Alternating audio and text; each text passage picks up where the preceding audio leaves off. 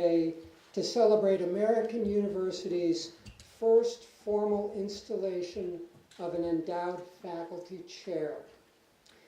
We're grateful to have so many of AU's senior leaders joining us. And in particular, I'd like to recognize President Sylvia M. Burwell, Provost Daniel J. Myers, two members of our Board of Trustees, Mehdi Haravi, and our Vice Chairman and Chairman-elect Mark Duber, Terry Flannery from the President's Cabinet, Doug Kudravitz, Courtney Searles, Billy Walker, Mary Clark, Christine Chin, Nancy Davenport, Jill Klein, Peter Starr, and Raina Lenny. And finally, I'd like to recognize our American University Student Government President, Valentina Fernandez. I'd also like to express my thanks to the AU faculty brass for creating such a beautiful opening befitting this significant occasion and moment for American University. We're honored that the Kogod School of Business is home to the Kogod Regional Innovation Chair, endowed by esteemed alumnus and trustee emeritus Robert Kogod and his wife Arlene, who are here with us today.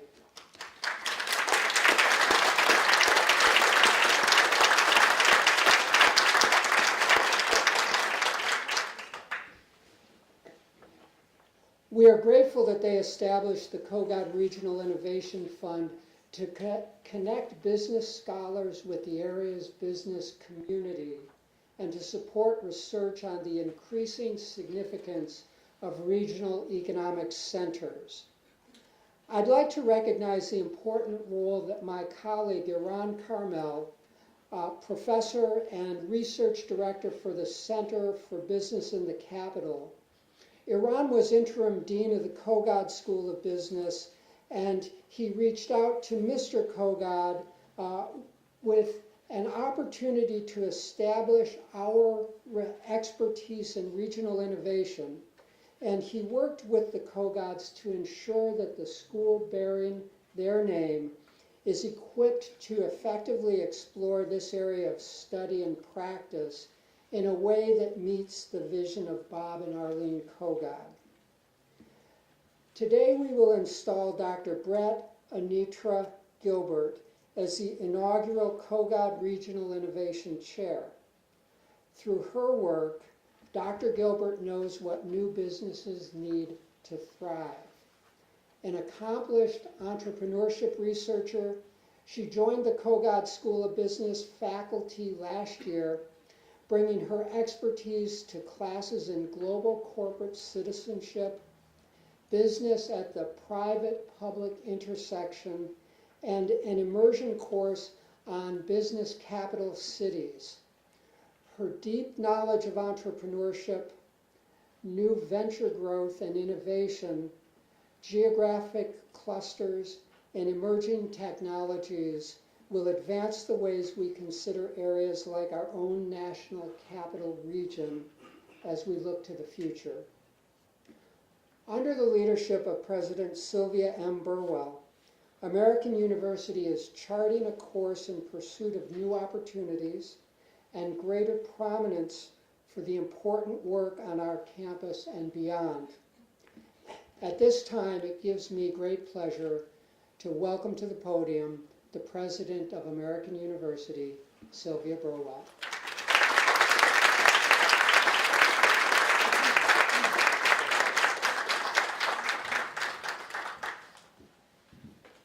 Thank you very much, Dean Delaney, for the introduction and for your leadership at Kogod during this very exciting time for both Kogod, the school, as well as the university as a whole. And I also want to thank our members of the board, Mehdi Haravi and Mark Duber, our trustees that join us today, and I would say our trustee emeriti as well. And want to thank our university leadership. It is important that we are all here as part of what is a very important and very important first for us. And it's been an exciting year for innovation here in Washington, D.C., I think it's fair to say. And the idea of the chair and what we're doing was percolating long before Amazon picked Northern Virginia to be HQ2. But I was just thinking maybe Jeff Bezos was trying to compete for the chair by doing that, but he could not beat you out, Professor Gilbert. We're sure of that. Last year, American University marked our 125th anniversary. And as we get older, it becomes a little harder to do firsts. But today we actually are fortunate to be able to gather for one of those firsts. And this is our first endowed chair installation. And it's a historic day on our campus that's filled with history. And it also previews the path forward for us. So today is about our future. Today is about living out the principles in our new strategy. And I'll briefly highlight just a couple. First, the very idea of chairs and why they are so important. Faculty chairs bring a unique focus on our university's strengths. They enhance our reputation, they raise the bar for our scholarly work, and they help us attract high-quality faculty and students. They help us instill a sense of pride in our core mission. Second, the sense of community is the result of a core group of supporters who power AU and the work that we do. That's what today is about as well. Not many AU Eagles better exemplify that core and that community of support for the university than Bob and Arlene Kogod. For many decades, the partnership between the Kogod family and AU has transformed this institution.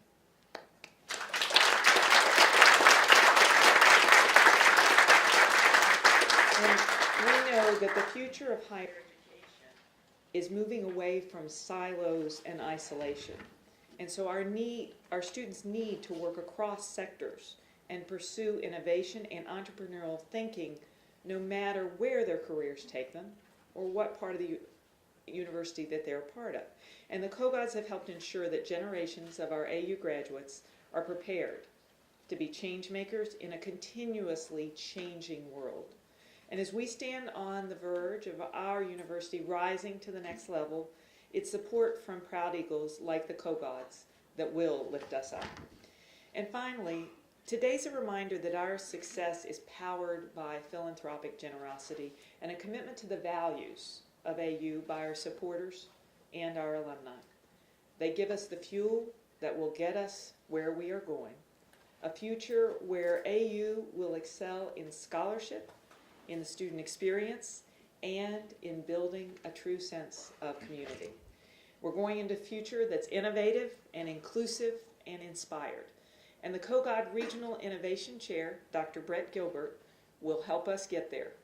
There's an old saying that the best way to predict the future is actually to invent it. And that's what we're celebrating here today, inventing AU's future. We're also fortunate at this time to welcome another leader that's committed to AU's future, our new Provost and Chief Academic Officer, Dan Myers.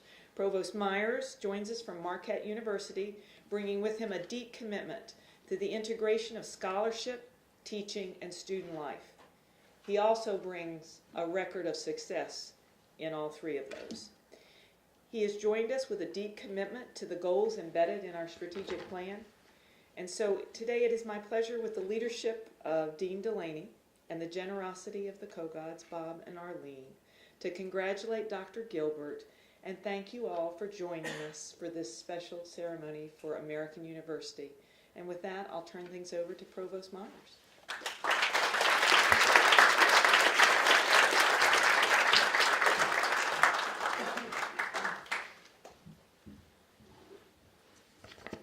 Thanks, President Burwell.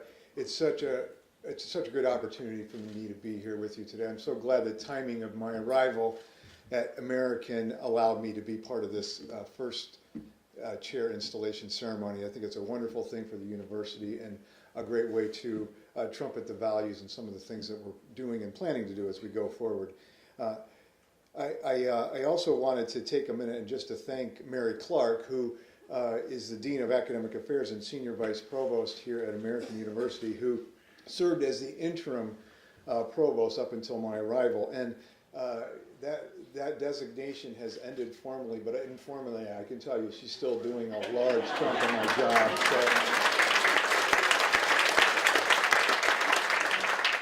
Her guidance and partnership have really been very important in allowing me to get started in the best possible way here.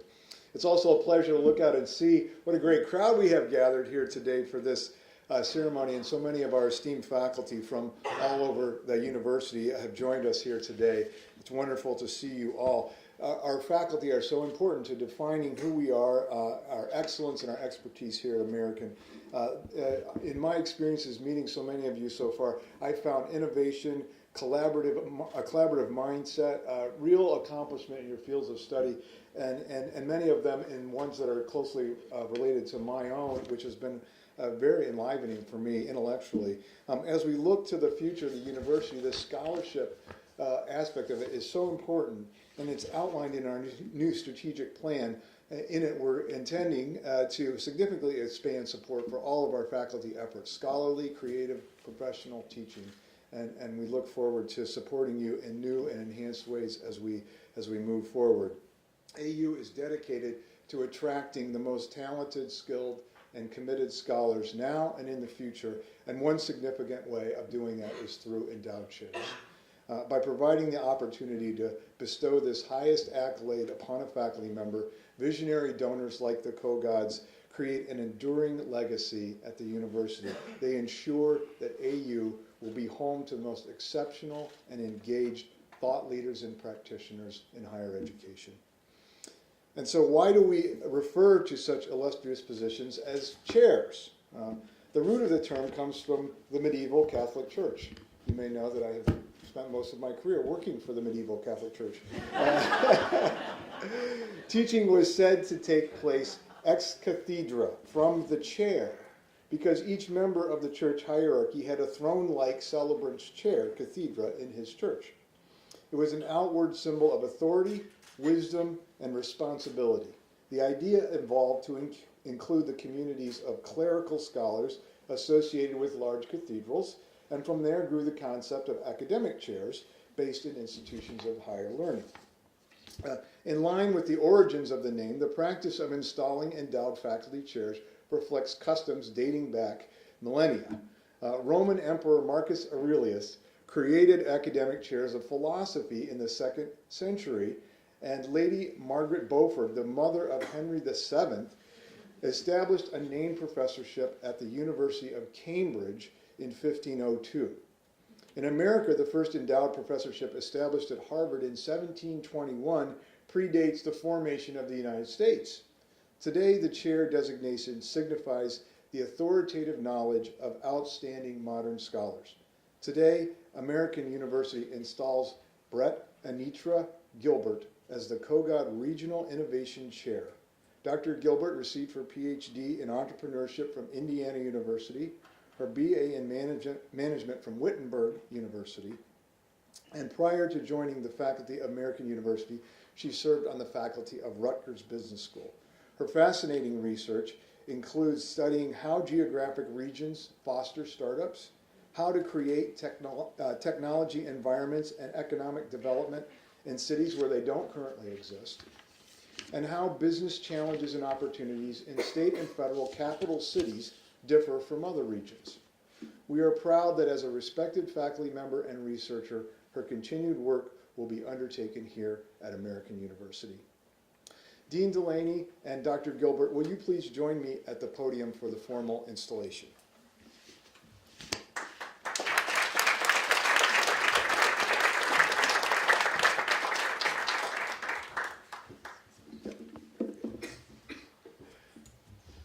Brett Anitra Gilbert, American University proudly recognizes your outstanding contributions in teaching and research, honors your exemplary service to the field of business, and acknowledges the distinction you bring to this university by appointing you Kogod Regional Innovation Chair, established through the generosity of Robert and Arlene Kogod.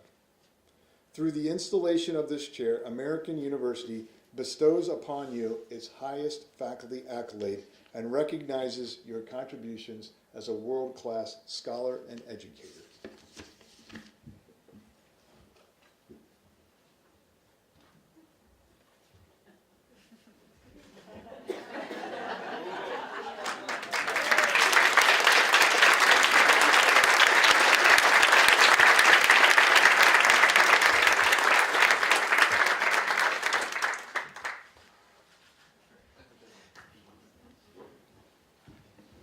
Mr. Kogod, this medal that we present to you, a companion one to the one bestowed upon Dr. Gilbert, signifies your enduring legacy and commitment through the creation of the Kogod Regional Innovation Chair.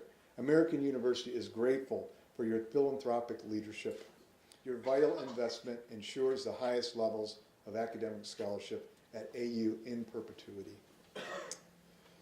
It is a tradition at these ceremonies for the newly installed professor to deliver their inaugural lecture in the new role.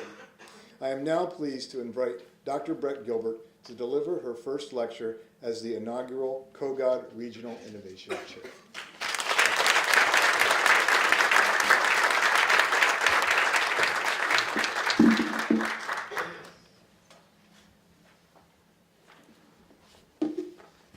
Thank you, President Burwell, Provost Myers, and Dean Delaney for bringing us together for this occasion. As a doctoral student at the Kelley School of Business at Indiana University, I recall being in awe over the number of professors there who held endowed chairs and professorships. It was truly a privilege to have been taught by, advised, and befriended by scholars who were recognized for their significant contributions to the field. And I set a goal to one day be among them, not for the prestige of holding an endowed chair, although that's pretty nice too, more for the satisfaction of knowing that I too had completed a body of work that was recognized as important, impactful, and beneficial to the field. For this reason, it is a tremendous honor to stand before you today as the inaugural holder of the Kogod Regional Innovation Chair. And it is a special privilege to be named the Kogod Regional Innovation Chair, bestowed by the Kogod family, who have devoted their lives to developing cities, supporting cultural and heritage institutions, and improving the arts in Washington, D.C. These topics are deeply important to me as well, as a supporter of the arts, a proud African American, and a lover of strong, vibrant cities.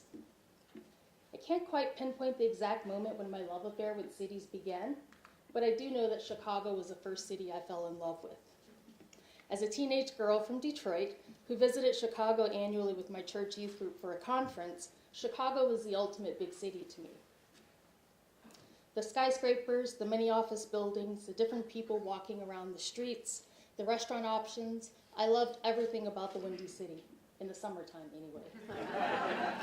And Chicago was my love until at the ripe age of 19, I was introduced to my soulmate city, New York. New York was everything Chicago was, but so much more. New York actually made my hometown of Detroit feel like a suburb. It was truly love at first sight, and my big city loving self really felt like I had arrived in heaven when I first visited New York City. What I loved about these cities was really more than the bright lights and the cool buildings. It was a variety of business options, the energy of the people, and the overall multitude of perceived opportunities there that I did not see in similar levels in Detroit. In fact, Detroit, by comparison, not only lacked the glitz and glamour of these cities, but also was truly a city in disrepair. Even as a teenager, I wondered why these cities had developed so differently from each other, and why couldn't Detroit have been more like these others? So it was only natural after starting my doctoral program and learning about Silicon Valley that I would be drawn to the topic of geographic clusters. For those who are not familiar with the concept, a geographic cluster is an area that is comprised of many firms from the same or related industries whose proximity to customers, suppliers, and varying support agencies allows them to benefit from specialized resources and other advantages that are attributable to their location in the industry cluster. Silicon Valley is home to some of our most powerful technology firms and also the source of significant wealth creation in our country. It has sadly also become known for its glaring inequality and social displacement in recent years. I developed an interest around wanting to understand what it was about the cluster environment that allowed entrepreneurs to start and grow thriving firms there, because it seemed to me that there were so many other places that could benefit from this type of economic growth and development. Cities like Detroit, rural counties all over this country, countries like Mexico, the islands of the Caribbean, African nations, and so many others. So I wanted to understand what lessons or insights could be taken from Silicon Valley and transported to economically repressed regions that needed them. It seemed logical to me that if clusters could produce the kind of wealth that is seen in Silicon Valley, then we should want to see these systems develop everywhere. This interest put me on a path to uncover two things. One, what drives entrepreneurial success in cluster regions? And two, how do we foster these factors in regions where clusters do not currently exist? My very first publication on this topic was a piece with my mentors, Dr. David Aldrich and Dr. Patricia McDougall. This research focused on ways that governments around the world were moving away from simple regulation and government ownership and towards the use of entrepreneurship policy. This shift, we argued, was due to changing market requirements, market structures, and market performance, largely driven by technological advancement and globalization. These drivers necessitated that government introduce a response that enables firms to compete rather than one that controls how firms compete. Entrepreneurship policies have been implemented at local, regional, state, and national levels in the U.S. as well as abroad. Naturally, policy alone does not facilitate success, but in developing that manuscript, I gained an appreciation for the role that the public sector has played in both stimulating as well as stifling economic activity. This understanding led to a more recent collaboration with Dr. Larry Plummer, where we wanted to uncover the effects that research funding from the Department of Defense has on the level of startup activity within regions. The results show that regions with higher levels of Department of Defense funding actually yielded fewer startups in the short term than did regions with higher levels of Department of Defense funding.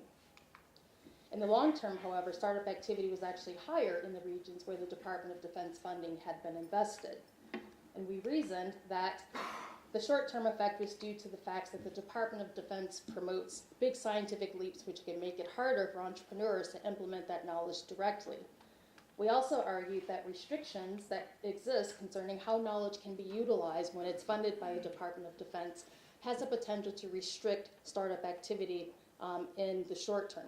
But once those restrictions have lifted in the long term, startup activity should result. Because of my work on these two projects, I was enthusiastic when I was asked to revamp a signature MBA course at Kogod called Business at the Public-Private Intersection. The course teaches our students about the ways that business and government influence each other, and the students learn about the laws, regulations, and regulatory agencies that affect businesses. They also learn why regulations for the private sector tend to surface and the ways that companies work to try to influence the government through lobbyists and trade associations. And of course, given my background, they also learn about the ways that the public sector both enables and constrains innovation and entrepreneurship. Part of the student experience involves visits to companies or organizations around the DMV area where company hosts share their experiences with managing the complexities of doing business at the private-public intersection. I never imagined I would have the opportunity to teach a course such as this, but it's been a delight sharing this important knowledge with our students. So as the work on my first manuscript on entrepreneurship policy was drawing to a close, I had started my dissertation and another research project with then second-year PhD student and now Dr. Stephanie Fernhaber and our mentor, Dr. Patricia McDougall. Through this work, I was seeking to understand the effects that clusters have on new ventures.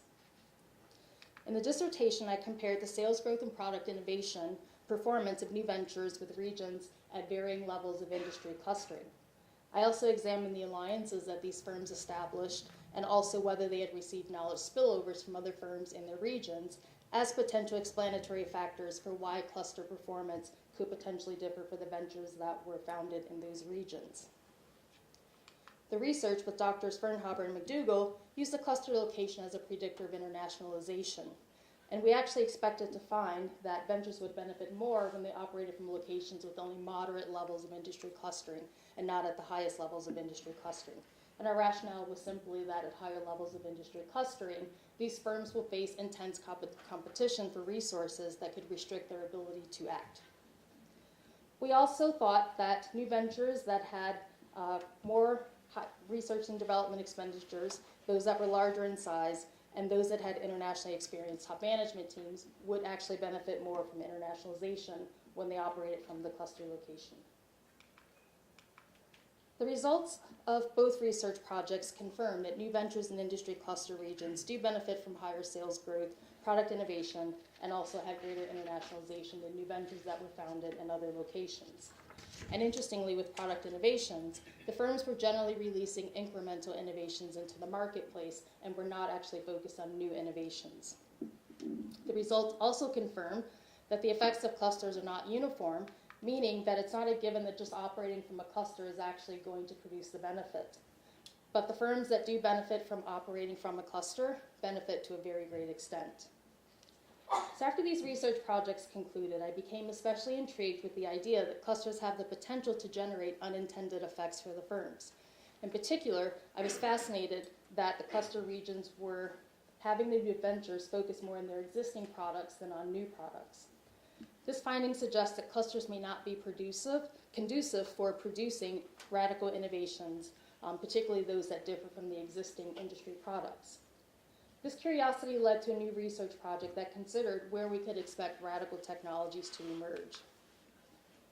I first published a theoretical piece and followed up with empirical work that tested some of the ideas proposed through the theory. In the research, we used the fuel cell technology, which is an emerging clean energy technology, as our radical technology of focus. But to illustrate this question in a more familiar context, the research question would essentially be asking why a company like Netflix, which is currently disrupting the television and film industry, was started near Silicon Valley and not in Hollywood, which is where the largest concentration of firms in the TV and film industry happen to operate. So in the empirical piece, we compare regions where fuel cell technologies were being developed to a similar number of matched regions where they were not being developed.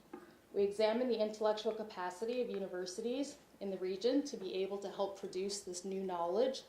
We also looked at the presence of the incumbent industry, which is the industry firms that are currently providing the technology that's currently used in the marketplace. In my Netflix example, this would be the industry firms that are currently producing and distributing films. We also examined social conditions that call for new technologies, specifically with respect to whether there was a high need or market demand for the existing technology. The final set of variables that we examined categorize the political economy of the regions, primarily with respect to whether it is conservative or liberal leaning, and also whether they had adopted environmental regulations that would allow these new technologies to emerge. And thanks to my co-author, Dr. Joanna Campbell, we were able to use an emerging analytical technique called qualitative comparative analysis to assess where radical technologies were actually being developed and where they were not being developed. We found very intriguing results, suggesting that there are 5 different configurations that typically would lead to the emergence of a radical technology being developed within a region. One of these configurations includes having demand for the technology, a liberal-leaning orientation, and of course not having any of the incumbent industries in that region.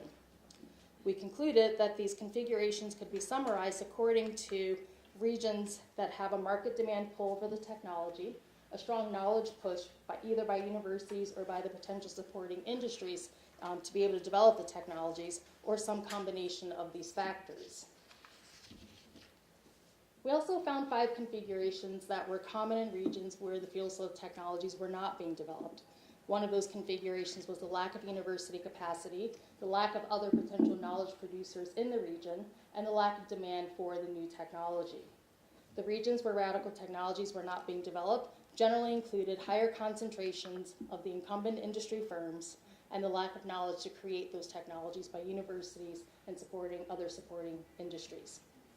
Given the 10 different configurations that we identified, we proposed to regional officials ways that they would be able to develop their capacity to support radical technology development in their regions. With research providing some positive affirmation that what contributes to firm success in these regions, and a sabbatical opportunity on the horizon, I decided to use the upcoming sabbatical to begin exploring my second research question about how we develop clusters in regions where they do not currently exist. Around the time that I was preparing for the sabbatical research, I was approached about contributing a monograph to the Foundations and Trends in Entrepreneurship series. Naturally, I offered to write about foundations and trends on the literature of geographic clusters.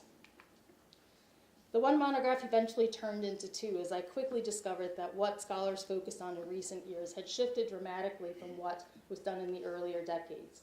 For example, one of the earliest writers on geographic clusters was Alfred Marshall, who in 1920 published work that outlined 3 essential characteristics of these regions. 1, skilled labor, 2, knowledge spillovers, and the third one being buyer-supplier relationships. Much of the early scholarship focused on deepening understanding around the skilled worker and firm relationship aspects of Marshall's work. This body of work emphasized that existing industry profiles create a regional structure that influences whether relationships will form between firms. It also highlights that the history, physical characteristics, and industry conditions create dynamics that also influence the type of workers who would become available to firms in a region. The more recent scholarship on geographic clusters has commonly focused on the potential for industries to concentrate in regions, the role of knowledge and entrepreneurship in this process, and the nature relationship between firms within the cluster. There's been an extensive focus on creative and high technology sectors, and mostly on existing clusters in the US as well as across Europe. This focus obviously left regional officials in less developed countries without much guidance on what they would be able to do to develop these environments in their countries. These projects validated for me that the research I was undertaking during my sabbatical was important and would also fill an important gap in the literature. So I developed a theoretical model that would guide the research. The model assumes that regions must develop innovation systems if clusters will eventually form there. The innovation system requires 3 broad components: the knowledge function, which is where the technological innovations emerge, an entrepreneurial function, which is responsible for the creation of entrepreneurial firms, and a market-making function, which is responsible for identifying the necessary resources and creating the institutional environment that supports a new technology. We presume that each of these functions require certain attitudes or behaviors from the people who live in the area if those functions will ultimately emerge. My graduate research assistants, Ms. Yuan Lee, the now Dr. Andres Velez, and Mr. Marcus Cruz were very instrumental in helping me to refine this model. This model became a framework that helps us to conceptualize the human capital that is needed in the regions where clusters need to form. In preparing for the sabbatical, it was necessary to choose the cities that I would focus on in the research. The first city that I chose was Johannesburg, South Africa. Johannesburg was chosen because I had attended a conference in 2013 and learned that the city was actively involved in developing an information technology cluster there. I knew it would be an ideal time to investigate the city as they were beginning this process. As I would have a year-long sabbatical, I decided to include cities from other BRICS nations. The BRICS are a group of countries with equivalently advanced states of economic development. Each has significant influence over the other countries in their regions. South Africa represents the S in the acronym. Brazil, Russia, India, and China are the other nations that form the BRICS. Due to the time constraints of my sabbatical and the higher cultural and language barriers with Russia and China, I focused on Brazil, India, and South Africa for this research. In Brazil, I chose Rio de Janeiro as the focus city. Rio had also started initiatives to support startups in the area. Like Johannesburg, though, Rio lagged behind, which lags behind Cape Town. Rio significantly lags behind Sao Paulo, and in fact, it lags behind many of the other Brazilian cities on technology cluster development. Interestingly, Brazil and South Africa are polar opposites with respect to where their technology development is actually occurring. In South Africa, a lot of the technology development is happening in Cape Town, which is traditionally more of the vacation city in South Africa, whereas in Brazil, it's happening in Sao Paulo, which is really the business capital, and not in Rio, which is a vacation city for that country.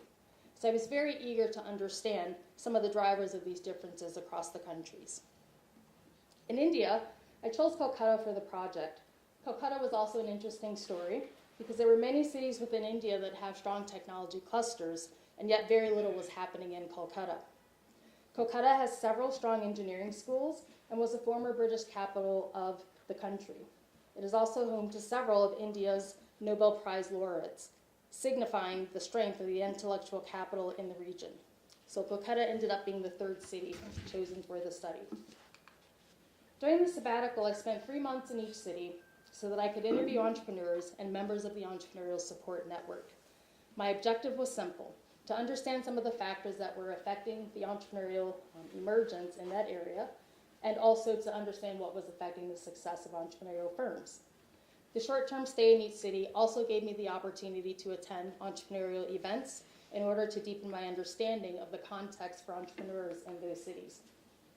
In 2 of the cities, I was also able to collect survey data from individuals in order to test the model that I've previously discussed. This would also help me to understand the attitudes of the locals with respect to the characteristics that are important for developing technologies, starting technology firms, and creating the market that supports new technologies. Each city indeed has a unique story, and yet there were many commonalities across the 3 cities. The data clearly outline a variety of factors that are shaping attitudes to actually be against entrepreneurial activities in each of the cities. Weak government support of business and entrepreneurship has constrained businesses in various ways across each of these cities. Each city has laborious processes for starting new businesses, which makes it difficult for entrepreneurs to engage and complete the process. And there are also laws that complicate the operations once the ventures are operational. For example, in Johannesburg, entrepreneurs spoke about the difficulties around firing the bad employees in the company, which reduces entrepreneurial incentive to grow the business beyond what they can manage on their own or with a small number of employees. Each city has also had complicated histories between government and business or government and technology firms. For example, in Kolkata, entrepreneurs shared stories about how the recently elected state government took away land from Tata Motors, leaving them to wonder how they could ever fight against the government if even Tata Motors could not. Each of the cities is also a state capital, where government jobs are the preference for people working in the area, because the government jobs provide long-term stability and income. Corporate jobs were also highly sought after, as many of these positions were in multinational firms, which again provide more stability and higher pay to the people. But these cities also tended to be dominated by service industries, which leave them without the knowledge base that would be conducive for starting technology firms in those areas.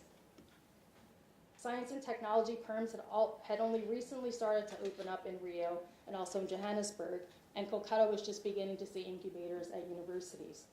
So it's my hope that this is a turning point for each of these cities moving forward. I also heard from the respondents in each of the cities that the culture does not value entrepreneurship. One of the respondents in Johannesburg shared how when he told his family he wanted to be an entrepreneur, they just assumed that he didn't want to work.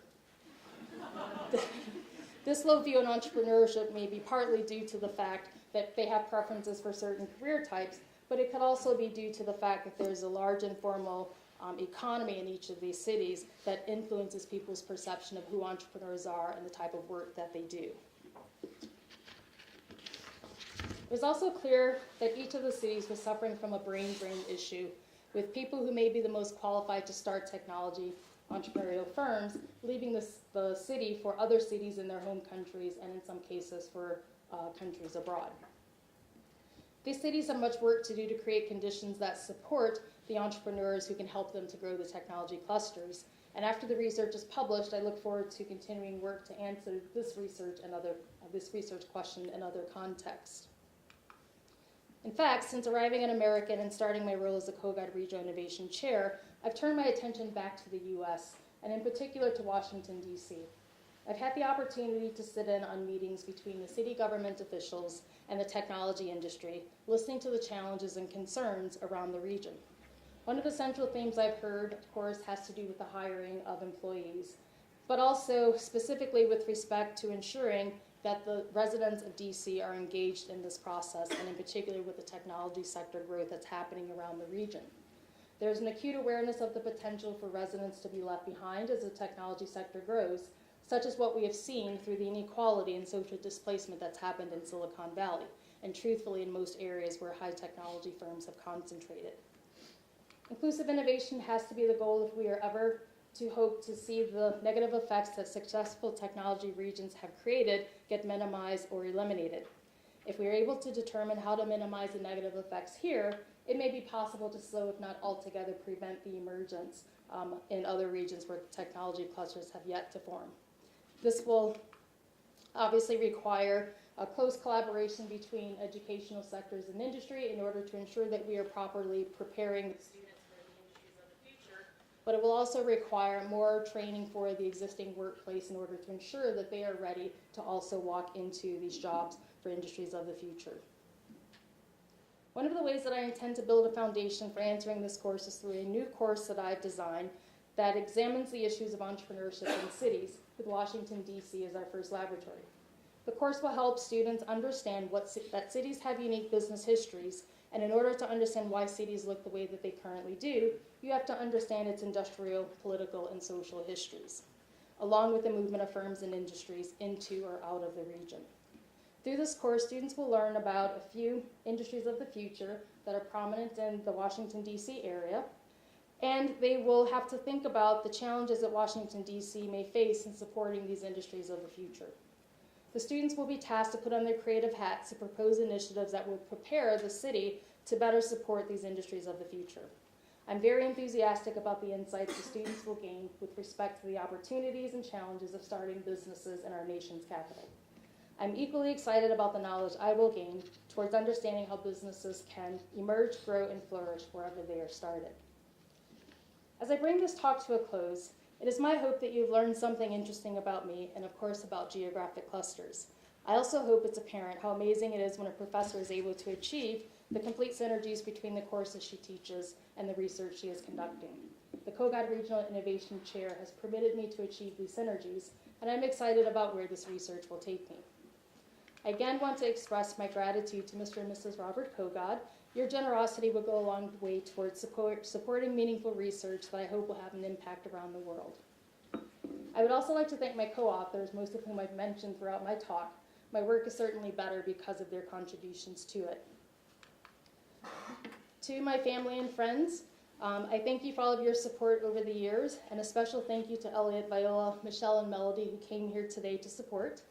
To Dean Delaney, Dean Edakari, the management department, and in particular my department chair, thank you for all you did to recruit and hire me in. And a special thank you to my fellow entrepreneurship scholar, Dr. Siri Turgison, who initially told me about the position and invited me to just come out and meet the Kogod folks. Literally. That simple invitation opened my eyes to the fine institution that American University is, and to the great city of Washington, D.C., which I had only visited one other time outside of my 8th grade Washington trip. And that was obviously a very, very long time ago. While the verdict is still out on whether Washington, D.C. will displace my soulmate city, New York, I have thoroughly enjoyed my time here so far, and I'm incredibly proud to call this great and beautiful city home. Thank you all for being here today to help me commemorate the start of this special journey.